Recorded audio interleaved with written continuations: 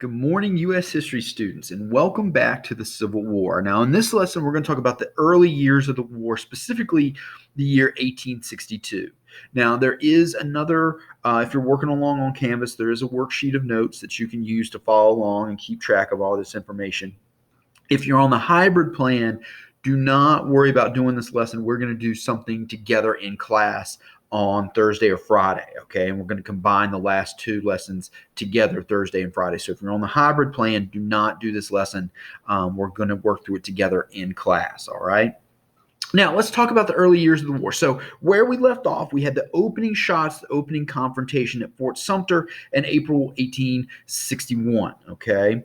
And that is going to be a Confederate victory that is also going to begin the war itself. All right. Our first official battle is not going to come until the summer of 1861, actually, July of 1861 in Manassas in Virginia. That's going to be the first official battle, and what looks like it's going to be a Union victory. In fact, the Union is kind of hoping this will be the last battle of the war, it'll be the first and last battle of the war. Then the timely arrival of Stonewall Jackson is going to turn the course of the battle in favor of the Confederacy, and the Confederacy is going to win. And the message that both sides kind of send at the end of this war, or at this end of this battle, is it's not going to be a quick war. Both sides are in it for the long haul, and they are willing to fight it out. Okay, so this is not going to be a simple war. This is not going to be a one and done in terms of battle type thing. Both sides are in it for the long haul, which brings us to the lesson today. Now, let's talk about strategy for both sides. The Northern strategy is something called the Anaconda Plan. And it has three parts to it. Okay. Number one, the North is going to blockade southern ports. Now, a blockade is when you use ships to stop trade. Okay. Keep that in the back of your mind. You're going to see that again in, a quiz. A blockade is the use of boats to stop shipping, to stop trade. So the first part of the plan is to blockade southern ports. And to be honest with you, the North is going to be pretty successful at that. Then the second part is going to, once again, use river boats, and the Army to control the Mississippi and split the Confederacy in two. The war takes place in two theaters. You have the Eastern Theater, and to be honest with you, that's where our focus is going to be, because that's where Virginia is, and the states that we're closest to.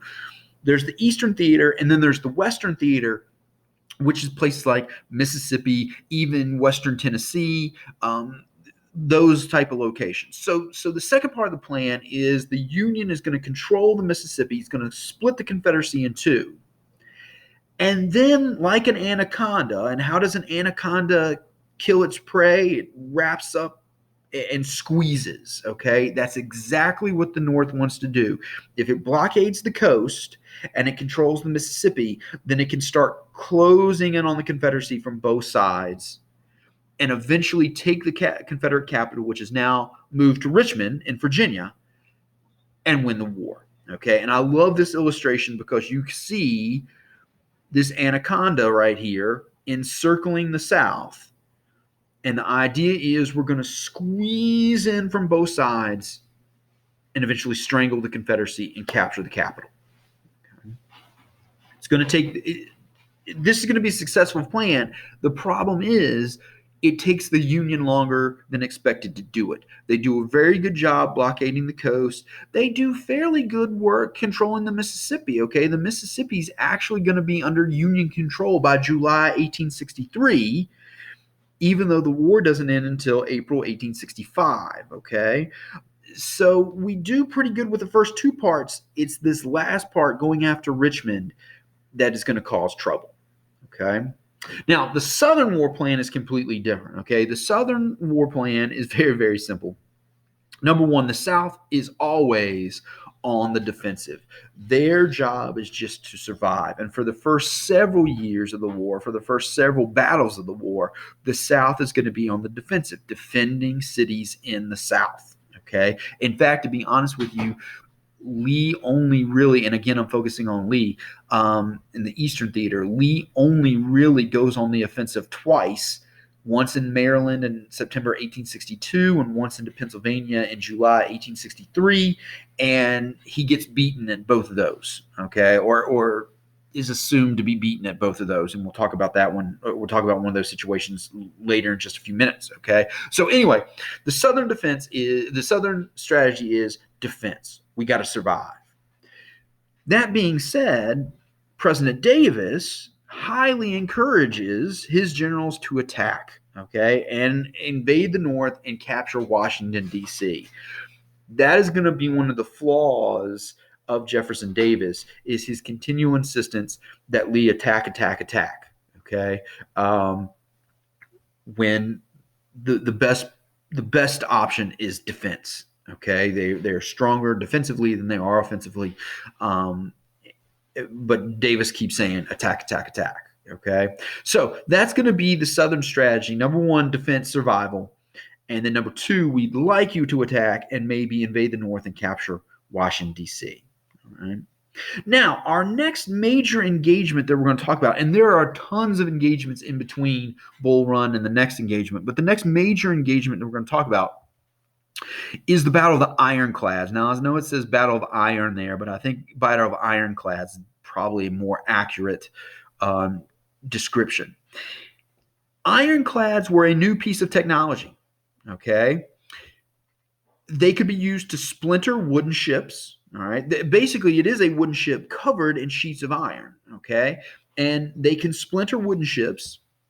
They can withstand cannon fire, and they are resistant to burning, okay? So those are three big improvements over your typical wooden ship that these ironclads have. Now, that being said, they are a new form of technology, so we got to work out the kinks, okay?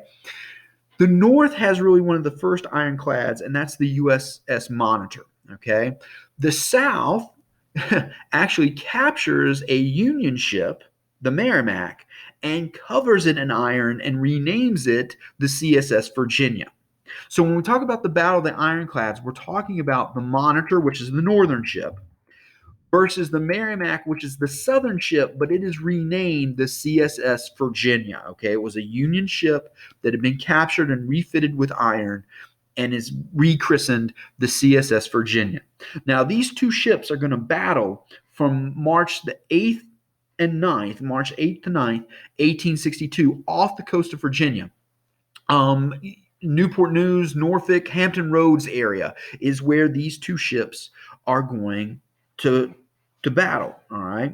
Now, while the battle is going on, Europe is watching. Okay, Europe is watching this battle with worry, because if the United States has this technology, what does that mean to their navies? Because none of the European navies have these ironclads yet. Okay, so Europe is watching this with great concern. Every other navy in the world is quickly becoming obsolete with the advent of this technology. Okay, so that's why Europe is watching this with concern. Now, the end of the battle is kind of a draw. Okay, the North kind of tends to claim it as a victory, I think, because the CSS Virginia kind of retreats and moves off. But neither ship is able to sink the other. Okay, which is why other nations in the world are watching with concern, because that means their navies are obsolete with this iron technology. But the North kind of claims it as a victory. Now, I highly recommend going, if you're ever in the Newport News, Hampton Roads area. The Mariners Museum has an excellent exhibit on the Monitor. Okay, the Monitor eventually did sink, not because of this battle, but because of something else. The Monitor does sink. It is eventually brought to the surface and brought back to the Hampton Roads area where it fought this battle.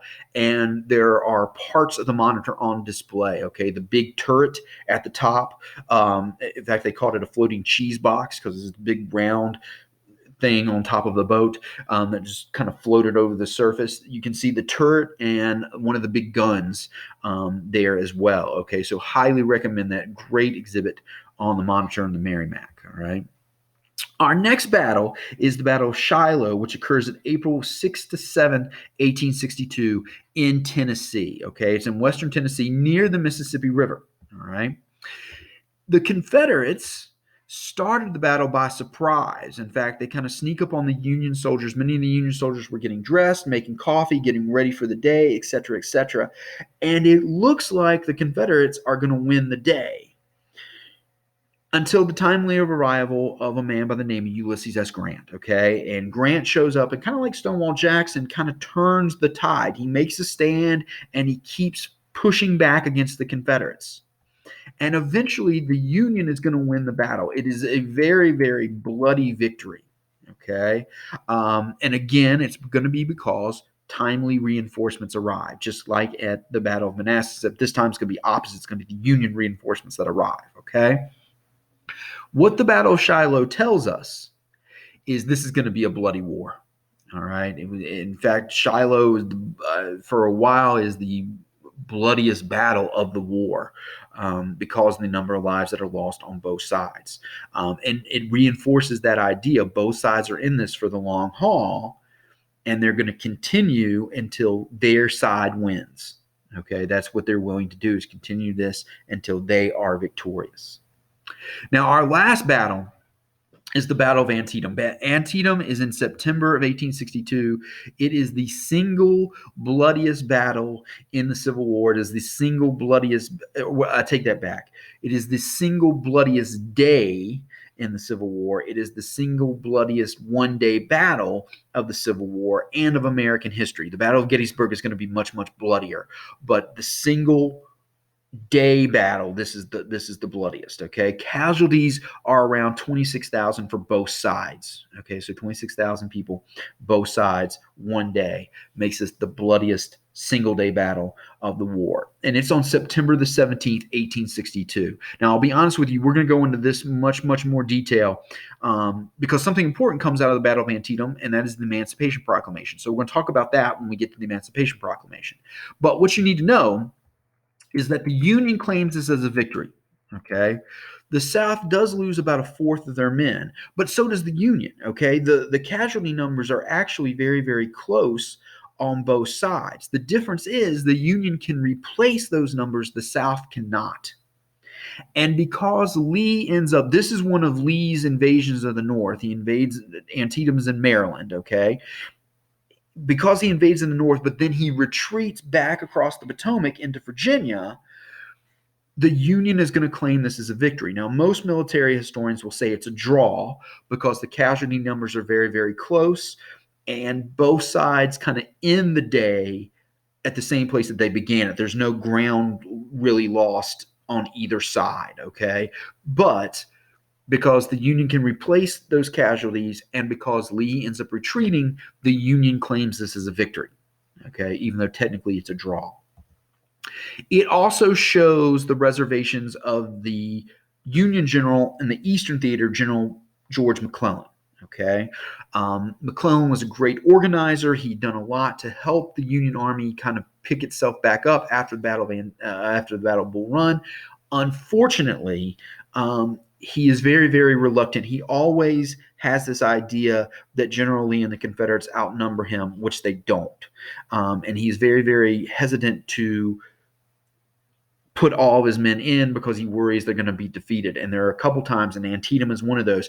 If McClellan had pushed and put more men in, he probably would have won the battle, and in some cases, he probably could have won the war.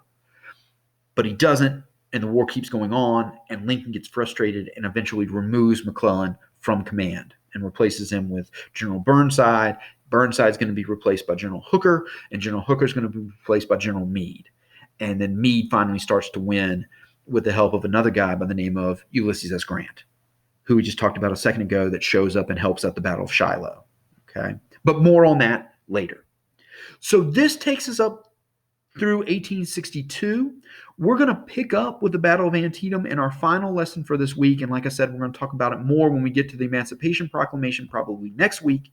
We're also going to look a little bit at Robert E. Lee, who's the big Southern general, as well, in our final lesson for the week.